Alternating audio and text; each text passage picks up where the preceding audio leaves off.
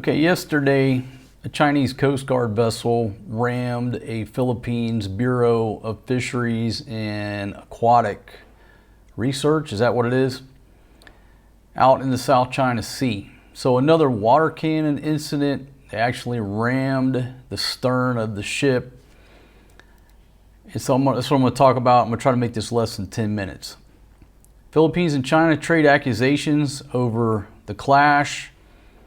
Okay, now folks, you don't have to be a rocket science. China is always the aggressor.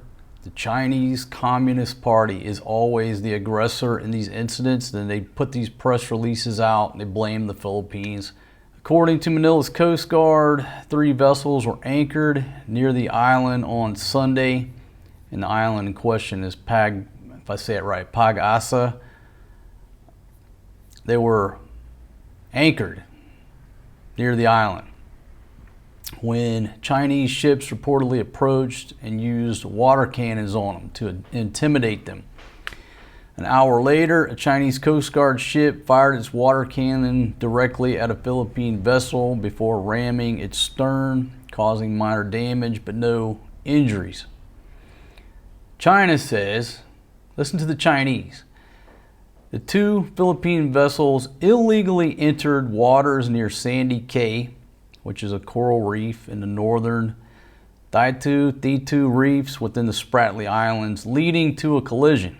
Beijing said a Philippine vessel dangerously approached a Chinese Coast Guard ship and it held Manila responsible. The short of it is what? Another incident out there in the South China Sea. So let me just pull it up for your situational awareness here. Where is this conflict that's going on? So there's sort of a broad view out in the West Philippine Sea or the South China Sea, however you want to refer to it as.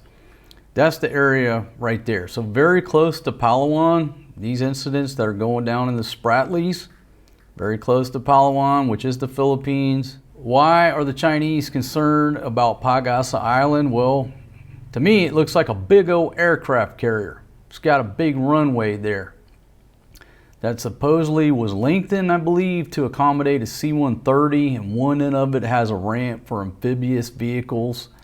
It looks like a big aircraft carrier. Obviously, they don't like that, right?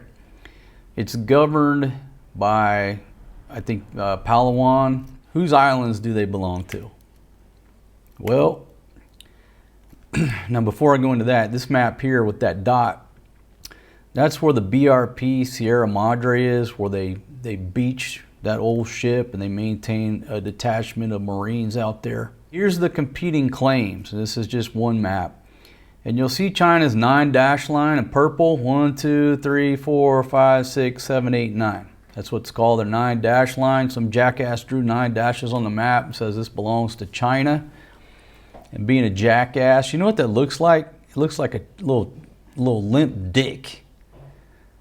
Instead of the 9 dash line, I'm gonna call it the limp dick line. And that's what it looks like. It looks like a little tiny cock hanging over off a big belly. Who did I just describe that owes me millions of dollars?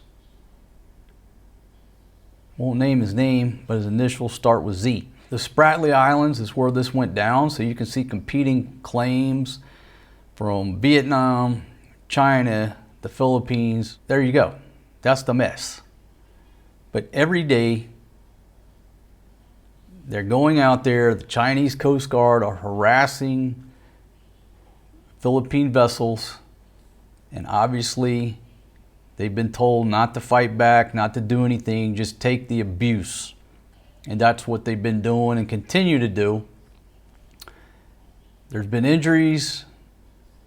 A Philippine sailor, I think, lost his thumb when the Chinese raided their small craft and stole their weapons and comm equipment and all that stuff. And then as we saw several weeks ago, a month or so ago, whenever it was, when the Chinese Navy ship rammed the Coast Guard, and there were, in my mind, the guys on the bow of that Chinese Coastguard ship, they're no longer with us. So deaths involved in these ongoing conflicts. Where does it lead? Just don't forget that we have a mutual defense treaty with the Philippines. I say we, the United States. At what point does that get invoked? Your guess is as good as mine. But right now, the Chinese are the bullies. The poor Filipinos are just down there taking it, just taking the fucking abuse. And the gringos, we're slowly trying to build up. We're behind the curve. We waited too long. Worst thing we did was back in the 90s, leave Subic Bay, leave Clark after that, after Pinatubo blew. That's the first island chain, which is basically the southern part of Japan, the Philippines, what is that, Borneo down there. First island chain, then they refer to the second island chain as going through Guam. Why is this so important to the Chinese? Well, Taiwan is right off their coast. It's a breakaway province. It's personal. They're going to take Taiwan somehow, some way. And I'll talk about my theory about how they're going to do it. And it's not going to be a big blowout, shock and awe like you think they're going to do it. That's not the Chinese. That's not going by the art of war. They're going to take it, and it's going to be actually quite ingenious. You'll have to wait till another video, and I'm going to describe exactly how that's going to go down. But one guy said in this one documentary, he said, China doesn't look at the map like this. They look at it like this. So imagine China is a ship going forward. The bow of the ship is looking directly at Taiwan. Does that make sense? Forget about north, south, east, west. I believe that guy is right on the money, that the way China looks at the world and they look at what's going on is that they're a ship and they're looking out. Right in front of them, this first island chain is blocking them and containing them. Has nothing to do with the land masses. Okay, whatever's going on with the land mass, north, south, west. Okay, China is looking east as that's the front of the ship, and that's where they're sailing, and the motion is going. They're in motion, and so it's like, what are we going to do about these threats in front of us? It's the main effort. Everything else is port side, starboard side, in their wake. And I think the way that gentleman described it is the best way to describe why this shit is so important and why they're doing what they're doing. I mean, imagine if you're in a ship headed forward and right off your bow is an island that's not friendly. There you go, folks. That's my quick talk. Just wanted to update you. Just more shit going on in the South China Sea. As I said yesterday, why worry about it? Because it's not within something that you can control. What I can control right now is the old lady asked me if I wanted some fried rice. I said, yeah. She said, what do you want in it? I said, put some onions and garlic. That's within my control this morning. She's in the kitchen cooking that up, so I'm looking forward to that. There's your update on what's going on with the Chinese Communist Party, which I believe to be the primary threat to humanity. And nobody seems to be listening. Nobody studies World War II. Nobody studies Nazi Germany, their expansionism, Japan's expansionism during World War II. Folks, it's been, 80 years since the end of World War II.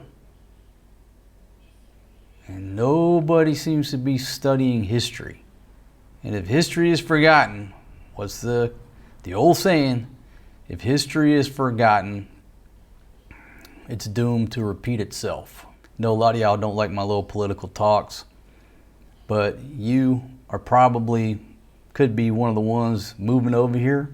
You're doing research and all you care about is, how much does it cost to live in the Philippines? Can I live in the Philippines for $1,000 a month? That's all you care about. Well, that's probably all anybody cared about moving to the Ukraine, moving to Kiev. How much is a condo in Kiev? Right up until that conflict kicked off. Now how much is a condo worth in Kiev? I was in Afghanistan and everybody had like their spot on the globe that they went to on vacation. They had their lady, their side lady, whatever, their own spot on the globe. Initially, we were Central America players and then we swapped over to Thailand. As you talk to people over there on the FOB or whatever, you know, they had different places. One guy went to Colombia, one guy went here, one guy went there. My friend who worked the gas pumps, shout out to you, my friend. Hope you're doing well. Older black gentleman from the US, old school player. Where was his stomping ground? The Ukraine. He was showing me pictures, you know, some of the most beautiful women in the world. And he had me almost convinced to go on a trip and check out the Ukraine. Had I went on that one trip, would I be sitting here now in the Philippines? Potentially not. I talk about it a lot, but what changed my stars, I saw a guy sitting on an elephant with a Thai girl, and that's how we started coming to Southeast Asia versus going to Central America. But I almost went to the Ukraine because of my buddy that worked the gas pumps. He was in charge of all the fuel point over there. You know, had some chicks set up over there. He was going to retire over there. I hope he lived out his dream, but do I think he's still there? Probably not. Not trying to rain on your parade, but if you only listen to everything that's positive and you don't explore the middle ground, the negative, stuff that can potentially kick off in 5 years, 10 years, 15 years, 20 years, then you're not doing research. You're not really objectively looking at the destination that you're planning to go to, especially if you're going to come to a location. And I'm not picking on the Philippines. Look, the point of this video was just to say, hey, there's shit still going on in the South China Sea. I think on a broader level, because not everybody watching my show are coming here. They're going to wherever, Colombia, Thailand, Laos, Cambo. And it ties into when I tell you to rent. To rent, at least for the first year, till you get a feel about what's going on. And the truth is, you should just rent and never sink any money into the ground, because that's an anchor and you can't get the money back. And if something goes down in country X, wherever you move to, you're screwed.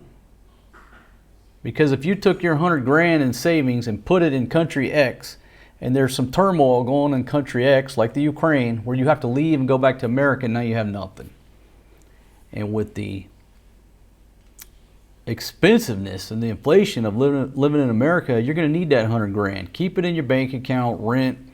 If something were to go down in 5 years, 10 years, 15 years, where you need to punch out, grab your 2 suitcases, dog. Book a flight, head on out. Get your money in your pocket in your home country's bank account. I sound like a broken record. Oh, it'll never happen there. That's what they thought in Kiev. What I've learned too, I put this advice out there and very few people take the advice. But if I help one person make the best decision they can make for themselves, then it's all worth it. It's all worth it. All right, folks. See y'all on the next one. I'm going to go in there and give Big Pumpkin a big old hug for making my fried rice.